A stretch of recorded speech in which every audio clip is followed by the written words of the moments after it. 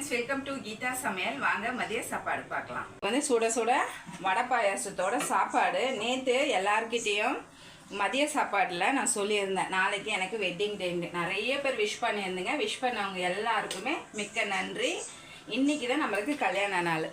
அதனால் வடை பாயாசத்தோட சாப்பாடு. வேலைக்கிழமை பௌர்ணமி, அதனால் நம்ம சாப்பிட மாட்டோம். ஓகேவா? சாதம் சுட சுட வந்து சேமியா பாயாசம் வச்சுருக்கேன்.